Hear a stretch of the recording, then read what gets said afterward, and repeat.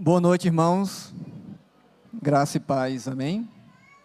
Sempre um privilégio estar aqui nessa missão tão honrosa de estar trazendo a palavra de Deus aos irmãos. Convido você para abrir a palavra de Deus na primeira carta de João,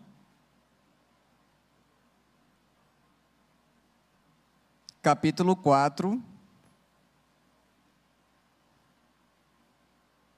Primeira epístola ou carta de João, capítulo 4, do verso 1 ao 21.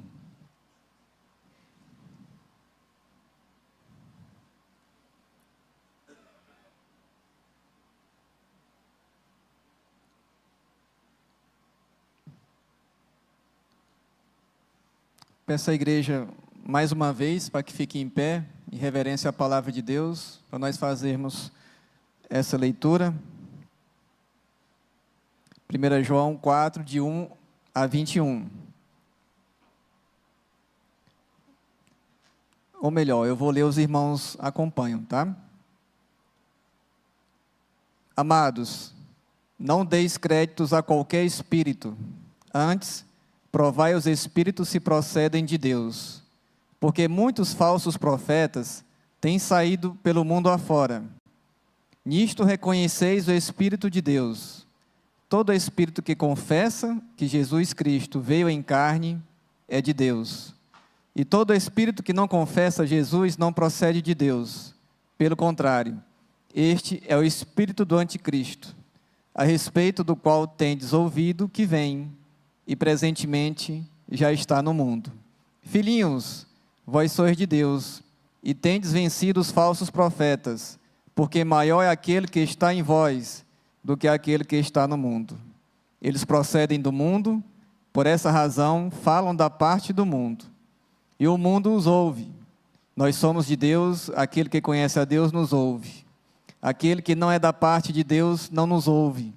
Nisto reconhecemos o espírito da verdade e o espírito do erro.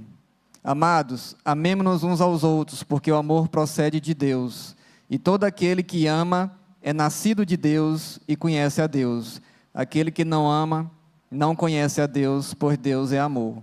Nisto se manifestou o amor de Deus em nós, em haver Deus enviado o seu Filho unigênito ao mundo, para vivermos por meio dele. Nisto consiste o amor, não em que nós tenhamos amado a Deus, mas que ele nos amou e enviou o seu Filho como propiciação pelos nossos pecados. Amados, se Deus de tal maneira nos amou, devemos nós também amar uns aos outros. Ninguém jamais viu a Deus. Se amarmos uns aos outros, Deus permanece em nós, e o seu amor é em nós aperfeiçoado. Nisto conhecemos que permanecemos nele, e ele em nós, em que nos deu do seu Espírito. E nós temos visto e testemunhado que o Pai enviou o seu Filho como Salvador do mundo. Aquele que confessar que Jesus é o Filho de Deus, Deus permanece nele e ele em Deus. E nós conhecemos e cremos no amor que Deus tem por nós. Deus é amor, e aquele que permanece no amor, permanece em Deus e Deus nele. Nisto é em nós aperfeiçoado o amor, para que no dia do juízo mantenhamos confiança. Pois segundo ele é, também nós somos neste mundo. No amor não existe medo, antes, o perfeito amor lança fora o medo. Ora, o medo produz tormento. Logo, aquele que teme não é aperfeiçoado no amor. Nós amamos porque ele nos amou primeiro. Se alguém disser, ama a Deus e odiar seu irmão, é mentiroso. Pois aquele que não ama seu irmão, a quem vê, não pode amar a Deus a quem não vê. Ora, temos da parte dele este mandamento, que aquele que ama a Deus, ame também a seu irmão. Amém? Vamos orar? Bondoso Deus, eterno Pai, estamos no momento central do culto, que é ouvir a Tua palavra, receber os Teus ensinamentos. Me use, ó Pai, como instrumento no anúncio das boas novas, que o Espírito Santo possa iluminar a nossa mente, tocar em nossos corações, para que nós possamos compreender as verdades bíblicas registradas na Tua palavra. Em nome de Jesus Cristo, amém. Os irmãos podem assentar. Primeira carta de João é uma carta que nos traz muitos ensinamentos, principalmente no que diz respeito às evidências e às marcas de um verdadeiro crente. As evidências ou marcas de um verdadeiro cristão, um cristão autêntico.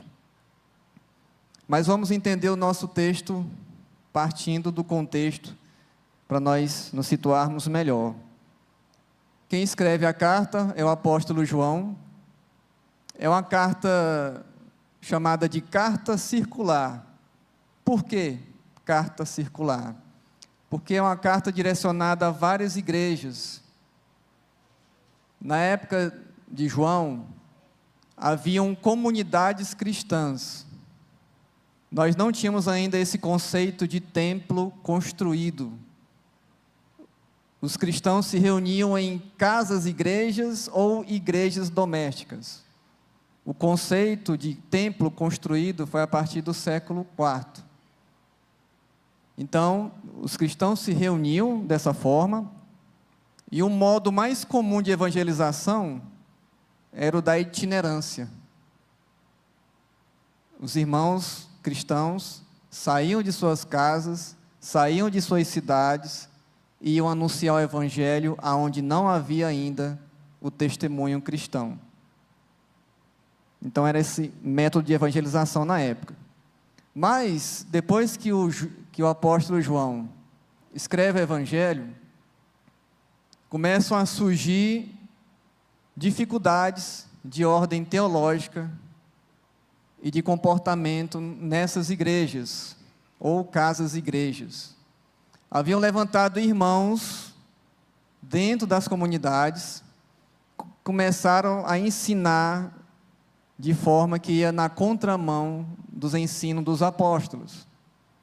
Eles ensinavam que Cristo, que Jesus, não havia encarnado. E outros ensinamentos que iam na contramão, iam contrário aos ensinos dos apóstolos. Então, João tem essa necessidade.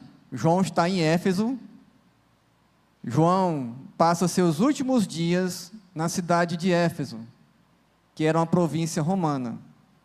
Então, devido a essa necessidade de combater esses falsos mestres, o que é que João faz? Começa a escrever as cartas. E ele direciona essas cartas àquelas igrejas daquela região da Ásia, que hoje nós conhecemos como a Turquia. O objetivo era combater esses falsos mestres e, ao mesmo tempo, identificar os verdadeiros cristãos. E é dentro dessa perspectiva que nós vamos aprender hoje sobre a primeira carta de João. A segunda carta já é direcionada a uma igreja específica, essa igreja dentro das igrejas que foi enviada. E a terceira carta já é direcionada apenas a um membro dessas igrejas, que é chamado de Gaio.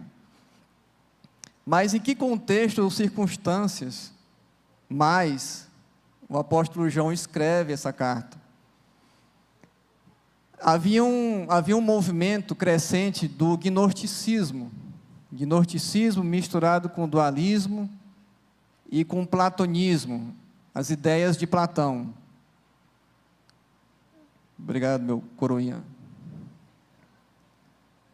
Então, o que eram essas ideias que estavam circulando na comunidade cristã? O que é gnosticismo, dualismo ou platonismo? Eles pregavam, esses falsos profetas, a separação entre o espírito e o corpo. O espírito é bom, mas a matéria é má. Sendo assim, eu poderia viver na prática do pecado, eu poderia fazer o que eu quisesse e bem entendesse com o meu corpo, porque se resumia apenas a questões materiais, palpáveis, porque o que interessava para Deus era o quê? Era o Espírito. E eles negavam a encarnação de Cristo. Eles pregavam que Cristo não havia encarnado como eu e você, corpo, osso, carne, ele apenas aparentava ter um corpo. E se Jesus não tem corpo, não tem sacrifício, não é isso? Não faz sentido Jesus ter ido para a cruz, porque tinha que ser um homem como eu, você, porém um homem sem pecado, que é Jesus. Então esse ensinamento estava sendo disseminado na época, entre as comunidades cristãs. Então o apóstolo João sente a necessidade de escrever, de redigir essas cartas, enviar essas igrejas. A carta era lida, era recebida como autoridade, como palavra de Deus. Durante todo o texto aqui, todos os ensinamentos, nós vamos aprender com João alguns testes que nós podemos fazer para a gente verificar se aquele que está falando procede o espírito da verdade ou o espírito do erro. Se nessa época de João já tinha falsos mestres, imagine hoje, depois de mais de 2000 anos, o tanto de falsos mestres que estão ao nosso derredor, com ensinos que vão totalmente contrários à palavra de Deus. Então o objetivo é esse, desses ex-cristãos que saíram do meio das comunidades cristãs, levantando esses ensinos, negando a encarnação de Cristo, que Cristo não veio em carne, ensinando a separação do Espírito, só o Espírito é bom, a carne é má, então não interessa o que pode acontecer com a minha carne, posso viver pecando, posso viver na prática do pecado, porque a carne é má, e para Deus só vale o Espírito. Então João escreve para combater esses falsos ensinos.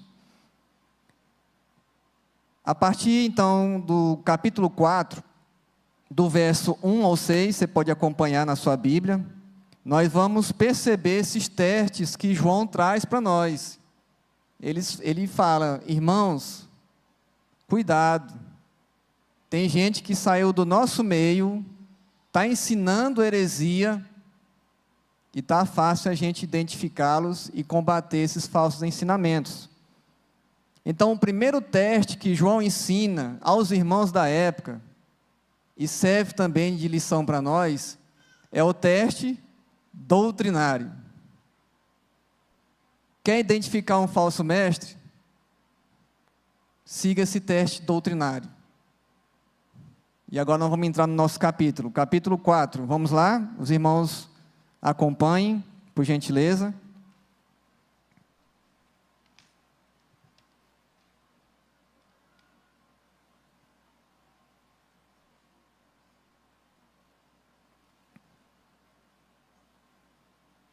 Então, começa assim: amados, não deis crédito a qualquer espírito, antes provai os espíritos. Então esse é o primeiro teste. Como eu faço para identificar se uma pessoa que está falando da palavra de Deus fala pelo espírito da verdade ou pelo espírito do erro? Como identificá-los entre falsos profetas ou verdadeiros crentes? Como discernir se o que ele fala está vindo de Deus? E até você, essa hora agora, você pode ter essa oportunidade de acompanhar eu falando aqui e você acompanhando na palavra de Deus. Que sejamos igual os cristãos de Bereia, que eram mais nobres do que os de Tessalônica. Porque o que Paulo falava, o que é que eles faziam? Estavam acompanhando na Bíblia, estavam investigando, estavam examinando. Então, quando ele fala, provai os espíritos se procede de Deus, porque muitos falsos profetas têm saído pelo mundo fora. De dentro da comunidade, tinham levantado esses falsos profetas, com esses falsos ensinos. E eles não estavam guardando só para si. Como na época o principal método de evangelização era o itinerante, João enviava missionários para pregar o evangelho em outras cidades. Então os missionários contavam com a hospitalidade e a recepção de quem? Dos cristãos, aonde chegavam. O que é que os falsos mestres faziam? Se aproveitavam dessa situação para hospedar também na casa desses cristãos.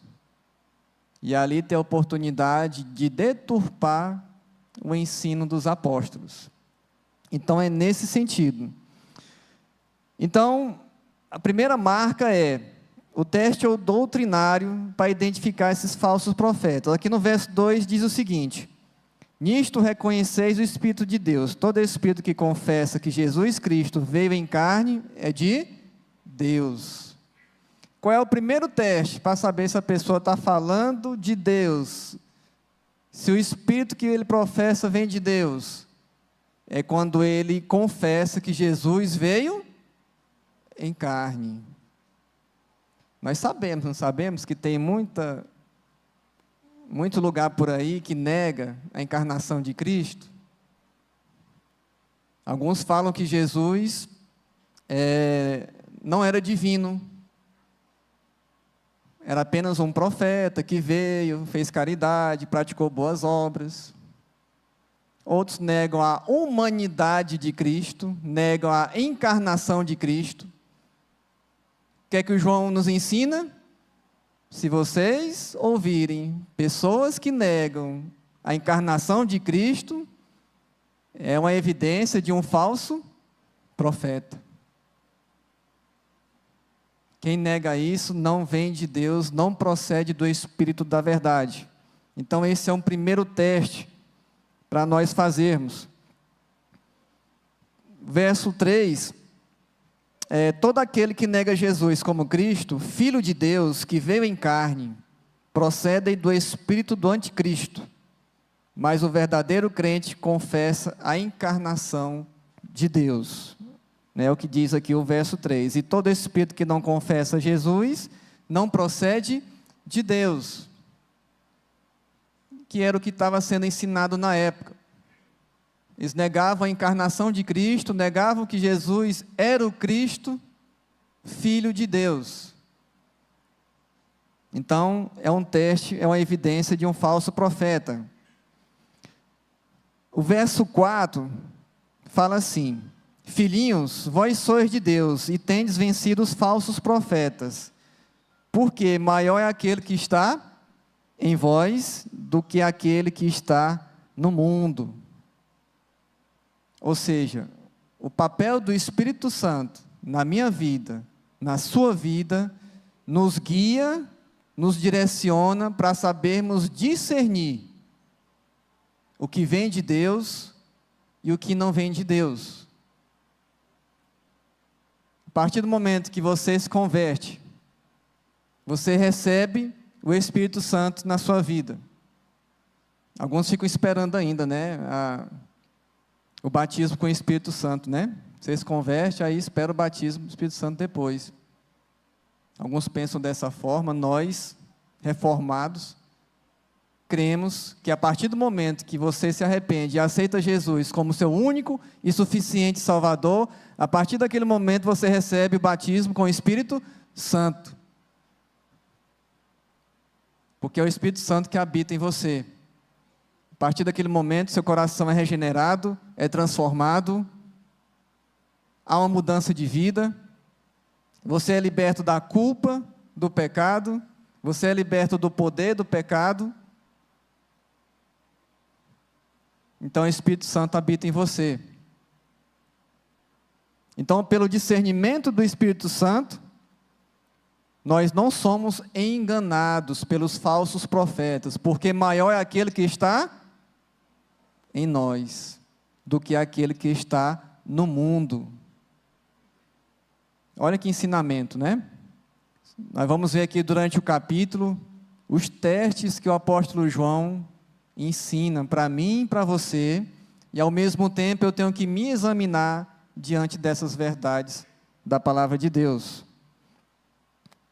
Verso 5: eles procedem do mundo, porque Por essa razão, falam da parte do mundo, e o mundo os ouve.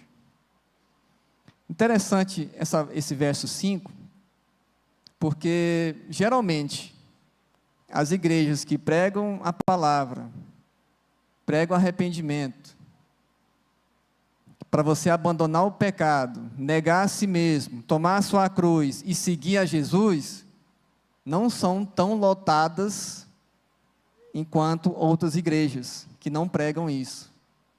Vocês já perceberam? Igrejas que pregam só bênçãos materiais, só prosperidade, só vitória, geralmente são mais lotadas. E geralmente tem esse tipo de profeta lá. Mas por que essas igrejas são lotadas?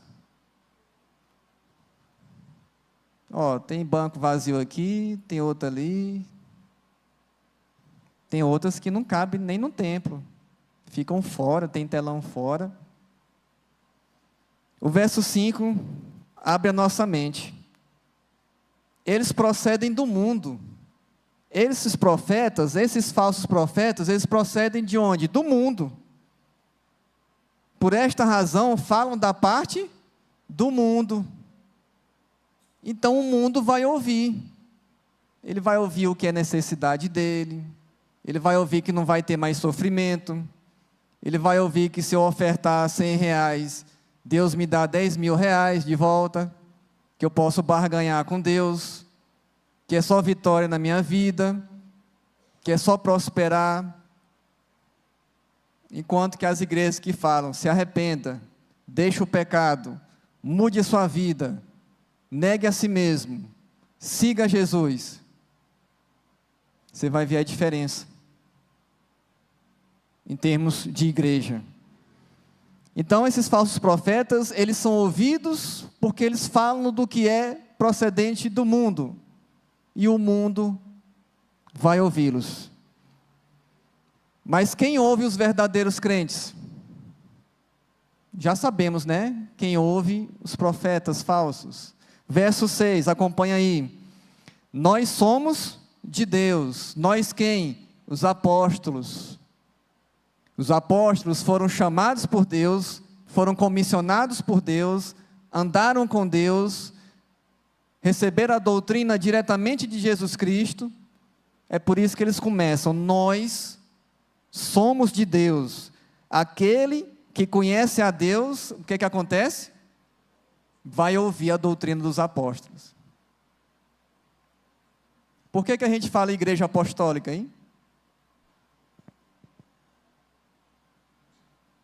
A igreja é baseada no ensino dos apóstolos. O ensino dos apóstolos, que é a doutrina de Cristo, de Jesus Cristo. Os apóstolos receberam diretamente a doutrina, os ensinamentos de Jesus Cristo. Por isso que a igreja é fundamentada no ensino dos apóstolos, que foram comissionados, que foram chamados, eles andaram com Cristo, acompanharam, estiveram no momento da morte, da ressurreição e da ascensão de Cristo. 12, né? Depois Judas suicida, vem Matias, e logo mais o apóstolo Paulo é chamado. Então nós somos de Deus, aquele que conhece a Deus nos ouve, aquele que não é da parte de Deus, o que é que acontece? Não vai ouvir. Simples assim, né? Aquele que não é de Deus, aquele que nega os ensinamentos de Cristo, aquele que nega a doutrina dos apóstolos, que é fundamentada em Cristo, esse não procede de Deus. Olha que teste interessante, né? Mais um teste que o apóstolo Paulo nos ensina. Apóstolo João. Nisto reconhecemos o espírito da verdade e o espírito do erro. Então, quem nega Jesus Cristo como Filho de Deus, como Cristo, quem nega a encarnação de Cristo, esse não procede de Deus. É um falso profeta. Ele está falando em nome do espírito do erro. Então, meus irmãos, é sempre louvável quando tem um pregador, você está bem aí na sua cadeira, acompanhando pela Bíblia o que ele está falando, conferindo, examinando. Quem professa, professa em nome de. Ele está falando em nome de quem? Do Espírito da verdade ou do Espírito do erro? Nós sabemos que tem igrejas assim. Então, o primeiro teste é o teste doutrinário. E agora tem um outro teste, que nós podemos chamar de teste do amor, ou teste social, que eu entendo que é o maior desafio que nós temos, o teste do amor. Vamos acompanhar aí? A partir do verso 7. Então, do verso 1 ao do verso 6, é o teste doutrinário. Aquele que nega Jesus, que é Cristo, como Filho de Deus, que nega a encarnação de Cristo, esse não provém de Deus. Guarde no seu coração. Esse é o primeiro teste, para você identificar um falso profeta. E o segundo teste, que é o teste do amor, ou teste social, fala que Deus é amor. Aí vem a pergunta, né? Por que eu devo amar o meu irmão? Você já parou para pensar nisso aí? Por que eu devo amar meu irmão?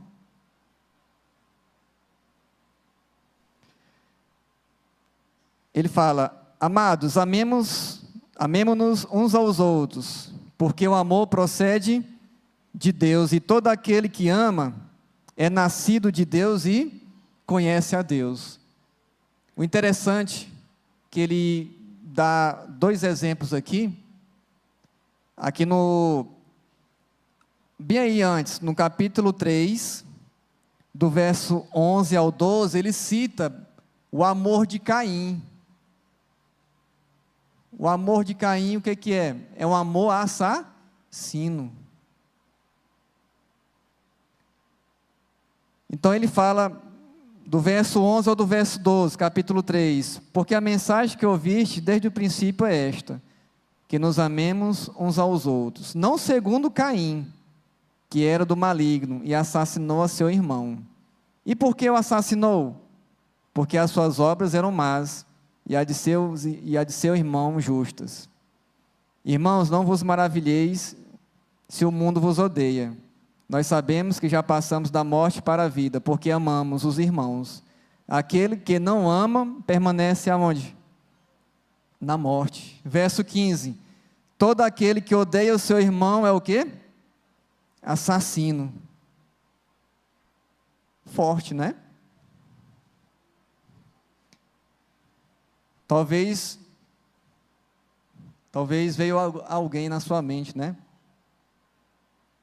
A dificuldade que nós temos de praticar esse teste, que é o teste do amor. Se você não ama, você não conhece a Deus. Se você não ama, você ainda não é nascido de Deus. Pode ser uma evidência que ainda você precisa se converter. Por que eu devo amar meu irmão? 1 João 4:8. Aquele que não ama, não conhece a Deus, pois Deus é amor. Se você não ama, a gente pensa que situações difíceis que nós passamos pela nossa vida, talvez aquela pessoa te magoou, deixou ressentimento em você, e você não consegue perdoar. E você começa a ter um sentimento de rancor e até de ódio da pessoa, e não consegue perdoar a pessoa. Sinto muito lhe dizer, mas esse seu amor aí é assassino. É o amor de Caim. Se você não consegue perdoar seu irmão, é o amor de Caim. É o amor assassino. E logo à frente ele fala qual o tipo de amor que nós devemos seguir. Ainda no capítulo 3, verso 16, a 18. Acompanhe aí na sua Bíblia. 1 João 3, do 16 ao 18. Ele fala para nós não seguirmos o amor igual ao amor de Caim, amor assassino, aquele amor que você não consegue perdoar o seu irmão, você não consegue amar o seu irmão, mas tem um amor que nós devemos seguir. Qual é? Verso 16. Nisto conhecemos o amor. Vamos todos juntos? Nisto.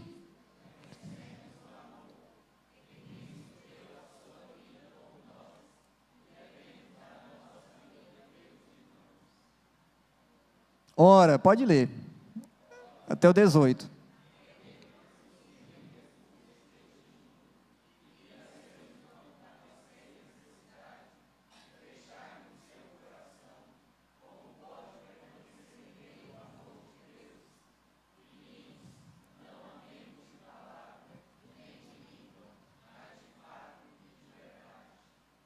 Nisto conhecemos o amor, que Cristo deu a sua vida por nós.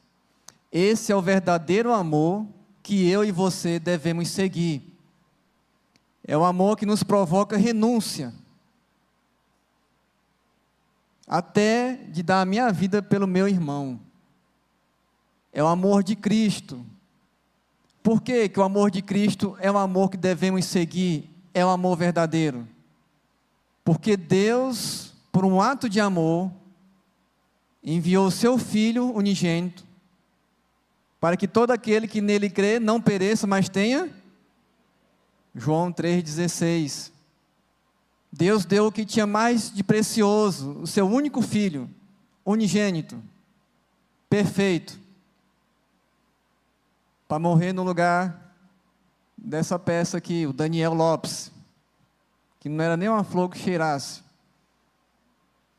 E é esse amor que eu tenho que evidenciar com meu irmão. Porque a partir do momento que eu não evidencio isso na minha vida, eu não vou refletir Cristo na minha vida. Deus não permanece em mim, nem um filho e nem um pai. Está vendo como é que é um desafio, que eu acho o maior desafio para nós, enquanto cristãos? Estava acontecendo na época do apóstolo João, acontece em nossos dias, após 2000 anos, essa mesma dificuldade, esse grande desafio de nós exercermos o verdadeiro amor. Primeira marca do cristão verdadeiro: confessa que Jesus Cristo é Filho de Deus e confessa a encarnação de Cristo.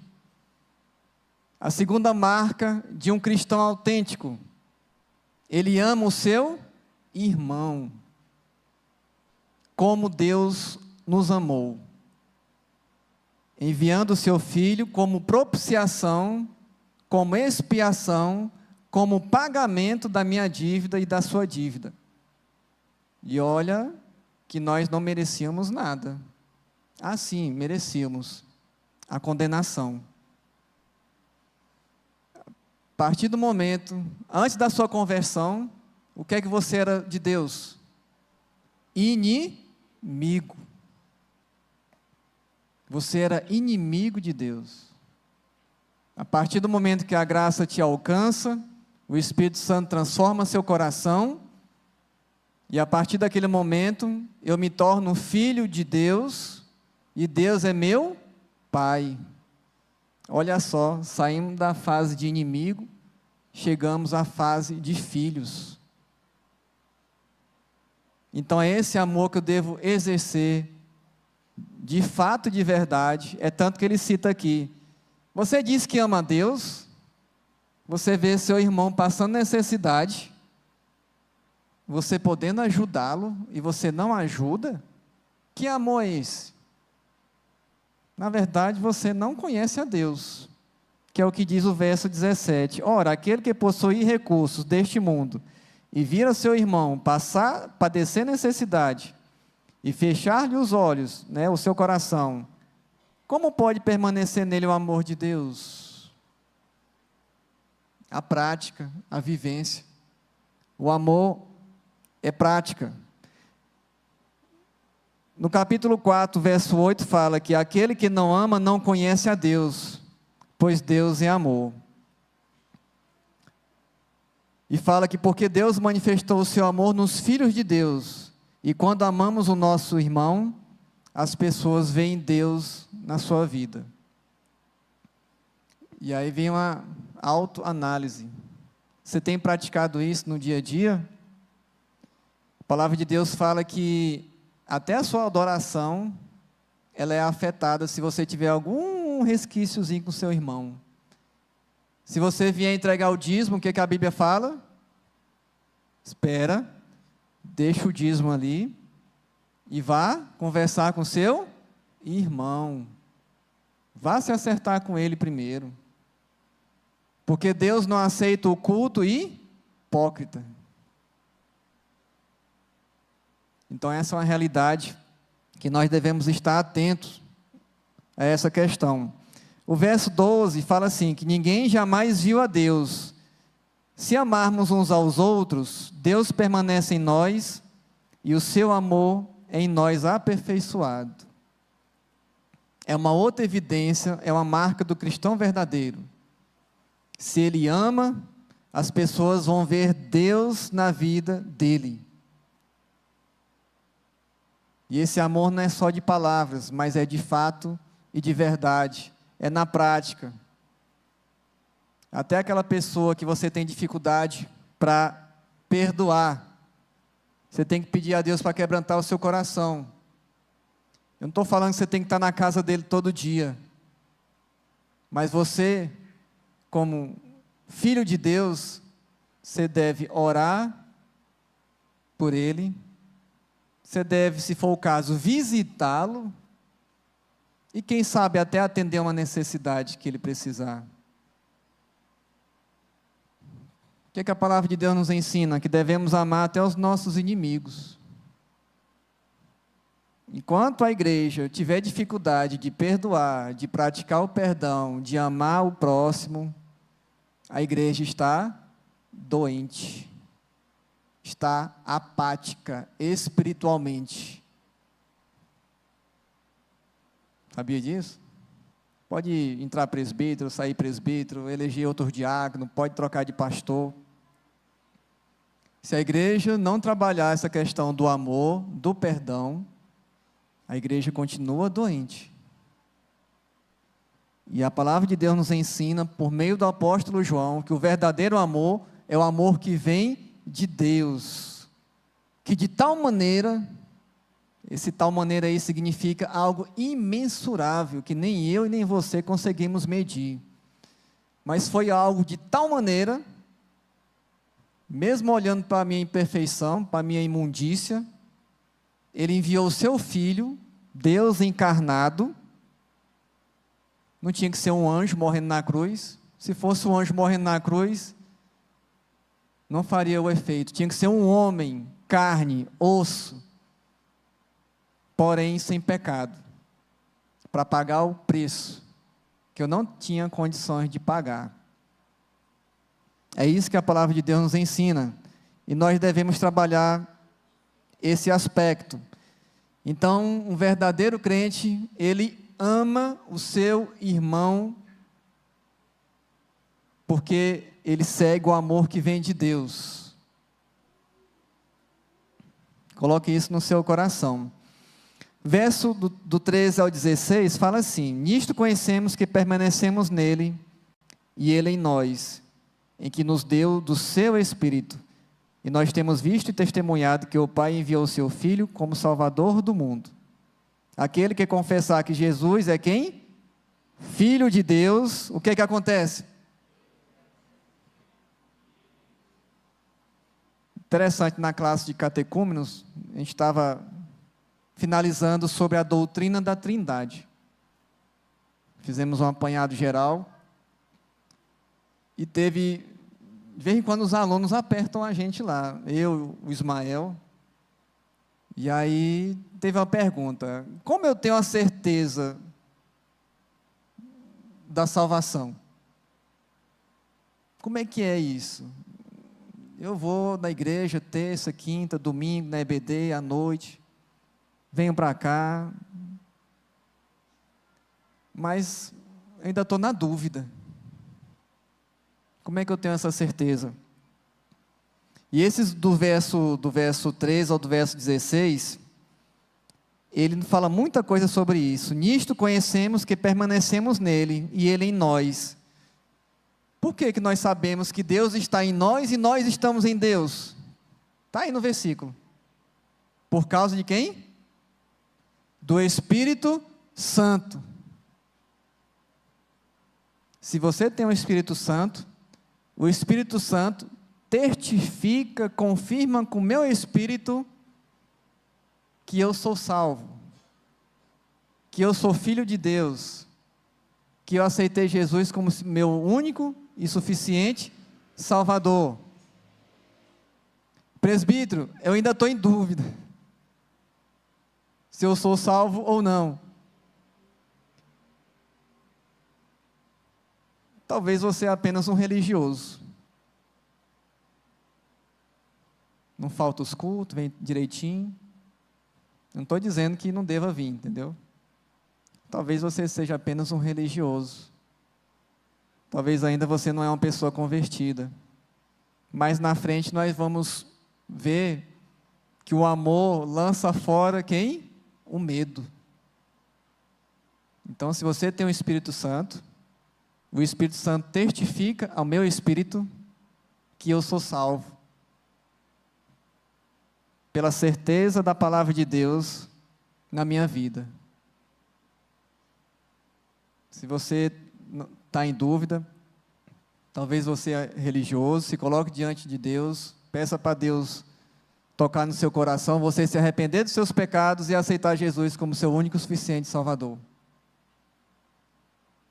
Que eu tenho certeza, a partir do momento que o Espírito Santo habitar em você, ele testifica, fala aqui, nisto conhecemos que permanecemos nele e ele em nós, em que nos deu do seu Espírito. Espírito com E maiúsculo, é o Espírito Santo. É a certeza que eu e você temos da nossa salvação. Então o Espírito Santo que habita em nós testifica a verdade do crente. Eu leio a Bíblia, qual é a diferença minha para o ímpio na leitura da Bíblia? Eu fiz essa pergunta hoje na classe Catecúmenos. Ambos fazem a leitura da Bíblia, digamos assim, o ímpio.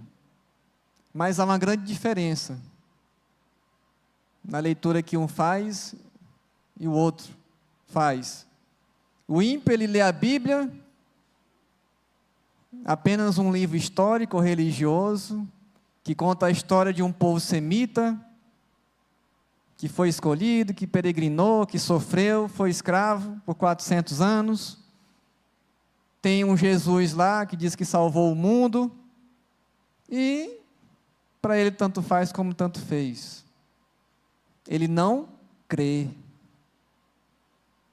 que a palavra de Deus, que a Bíblia, é a revelação de Deus para nós. O crente verdadeiro, quando lê a Bíblia, o Espírito Santo que habita nele, inclina o coração dele a crer no que está escrito. Sabia disso? Você crê, não é uma questão meramente humana, mas é porque o Espírito Santo o habilita a crer no que está escrito aqui. Essa é a diferença entre um verdadeiro crente e um ímpio que lê a Bíblia. Porque o Espírito Santo testifica no meu espírito que o que está escrito aqui é revelação de Deus. E essa revelação de Deus foi escriturada. E eu preciso da iluminação do Espírito Santo, eu preciso que o Espírito Santo desvenda os meus olhos espirituais, para que eu possa compreender o que está escrito aqui. Caso contrário, eu vou ler, e não vou entender nada, a palavra não vai tocar no meu coração. Então é o Espírito Santo que testifica ao meu espírito e o seu espírito. Vamos aqui para o final, verso 17 ao 19. fala assim: nisto em nós aperfeiçoado o amor, para que no dia do juízo mantenhamos confiança, porque segundo ele também nós somos neste mundo. É o que eu estava falando anteriormente, né? Seu coração está cheio de dúvida? Está cheio de medo? É como se tivesse alguém, né, você no seu carro dirigindo, e toda hora você olha no retrovisor, com medo de alguém estar seguindo você, com medo de alguém descobrir algo de você. Outras dúvidas também. Será que sou salvo? Se eu morrer, eu vou para onde? Será que eu vou perder a salvação? Tantas dúvidas que podem surgir no seu coração. O que é que diz a palavra de Deus? Observe aí. Nisto, vamos ler todos juntos? Até o verso 17 a 19. Nisto,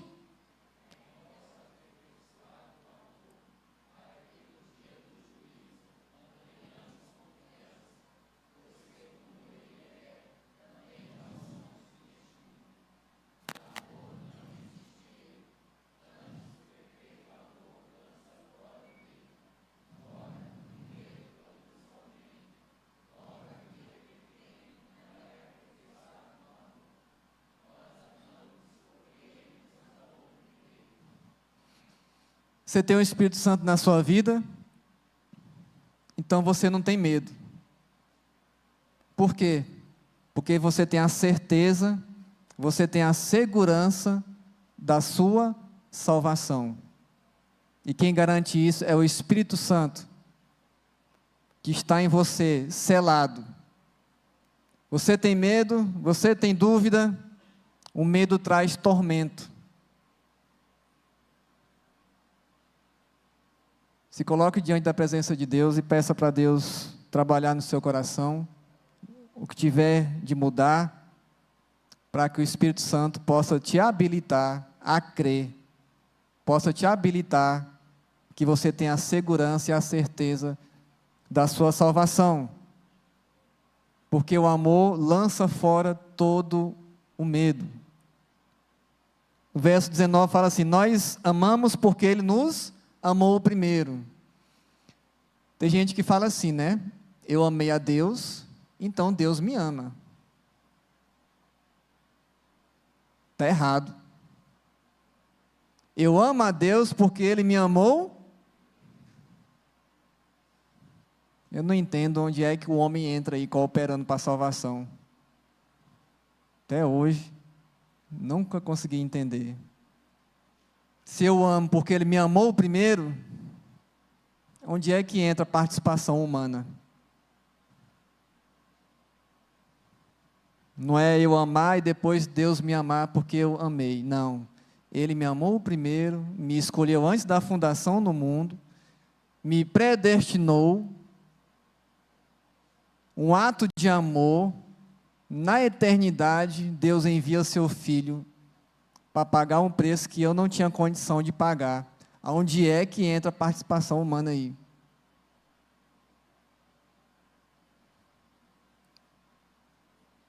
Em Romanos 8:16, fala que o Espírito de Deus testifica ao meu espírito que somos filhos de Deus. A outra evidência de um verdadeiro cristão. Ele sabe que é filho de Deus, porque o Espírito que habita nele sela, inclina o coração dele para ele ter essa certeza. No mesmo capítulo de Romanos 8, verso 30, fala que e os que predestinou também chamou, e os que chamou também justificou, e os que justificou também glorificou. Esse elo de amor, ele é inseparável, ele é inquebrável. Se Ele te predestinou, Ele vai te chamar no tempo certo. Se Ele te predestinou, te chamou, Ele vai te justificar no tempo certo. Vai ser glorificado. Não tem como quebrar essa sequência.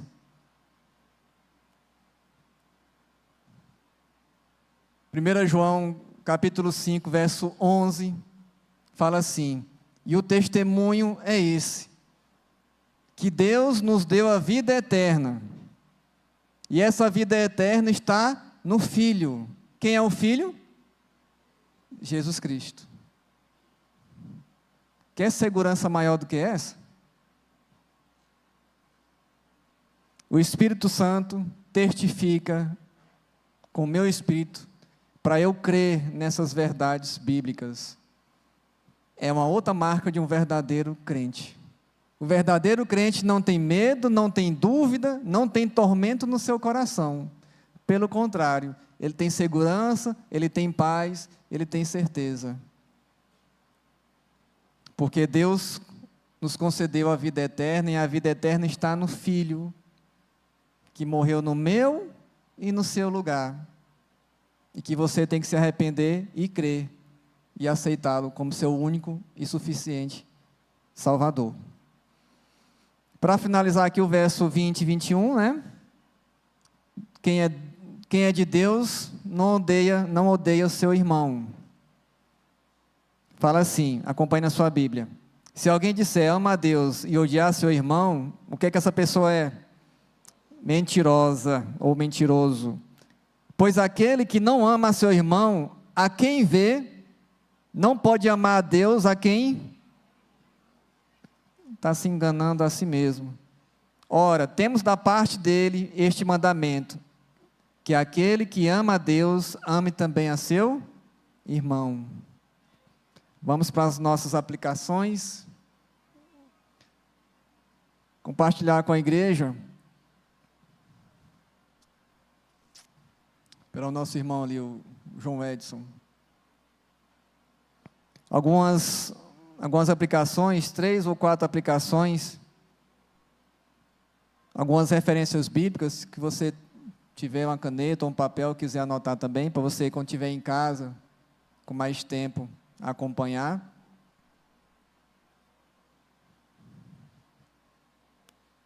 Marcas de um cristão autêntico. O verdadeiro cristão, ele busca uma vida de santidade. Você lembra o que é que os falsos profetas pregavam lá na época de João? O espírito é bom e o corpo é mau. Então, se eu vivo praticando o pecado com o meu corpo, isso nada importa, porque para Deus interessa o espírito. Era isso que era pregado naquela época. E hoje também nós temos ensinamentos nesse sentido. Então, o verdadeiro cristão, ele não vive na prática do pecado, porque o que vive nele é a divina semente. O que é a divina semente? É o Espírito Santo. Então, ele busca uma vida de santidade. Um verdadeiro cristão, ou um cristão autêntico, ele evidencia Deus na sua vida, praticando o amor ao próximo. Se ele não pratica, ele não é nascido de Deus, ele é mentiroso, ele não provém de Deus. O verdadeiro cristão crê na obra redentora de Cristo. Ele crê que Jesus é o Cristo, é o Filho de Deus, e ele confessa a encarnação de Cristo, que Cristo assumiu a forma humana para que ele pudesse executar o sacrifício na cruz do Calvário. O verdadeiro cristão, ele tem um discernimento espiritual. Ele sabe identificar o falso profeta por meio da palavra de Deus e o Espírito Santo que o direciona. Você crê no que está escrito, que é um testemunho ocular de quem? Dos apóstolos, não é isso? A Bíblia não é um testemunho ocular dos apóstolos? Esse testemunho foi escrito. Eu creio que isso é verdade de Deus por meio do Espírito Santo, que me habilita a crer. Mas para o Espírito Santo me habilitar a crer, o que é que eu tenho que fazer? Ler a Bíblia. Se você não lê a Bíblia, fica complicado o Espírito Santo falar com você, não fica? É por isso que muitos saem aí só atrás de visões, sonhos, revelação. E a Bíblia aqui na frente dele, o Espírito Santo, para falar com ele através das Escrituras, e ele deixa de ler, onde nós temos aqui o ápice da revelação, ele deixa isso de lado e vai atrás de outras coisas. Leia a Bíblia. O Espírito Santo fala a nós por meio das Escrituras. A Bíblia é a nossa única regra de fé e prática. Enquanto outros colocam outras fontes de autoridade equiparadas à Bíblia, que você sabe quais são, nós cremos que a única fonte de autoridade é a palavra de Deus. Todo escrito que vier depois, equiparado à palavra, cai fora. A única fonte de autoridade é a palavra de Deus. O que nós temos é que ler e pedir para que o Espírito Santo nos ilumine para recebermos as verdades espirituais. Então essas são as marcas de um cristão autêntico. Na Bíblia tem muito mais sinais e marcas de um verdadeiro cristão, que eu posso examinar para identificar e ao mesmo tempo me analisar. Será que eu estou em busca de uma vida de santidade? Será que eu evidencio Deus na minha vida amando meu irmão? Eu estou fazendo isso? Eu, Daniel Lopes? Eu creio na obra de Cristo na minha vida? Ou meu coração está cheio de dúvida? Eu não sei se eu vou para o céu, se eu vou para o inferno. Não sei se eu estou salvo hoje, amanhã já não sei se eu estou. Seu coração está assim? Você tem que analisar seu coração em relação a isso. Em relação ao discernimento espiritual sobre a sua vida. Se você tem o Espírito Santo sobre a sua vida, ele vai testificar que você é filho de Deus. Caso contrário, igual eu falei, talvez você é apenas um religioso. Irmãos, 1 João 5, 20 e 21. Para a gente encerrar. Agora é de verdade, viu? 20, 21. Vamos ficar em pé para a gente, esticar, como diz os mais antigos, esticar o espinhaço. 1 João 5, do verso 20 a 21. Quero encerrar esse momento da palavra compartilhando com a igreja esses 2 versos. Vamos lá? Também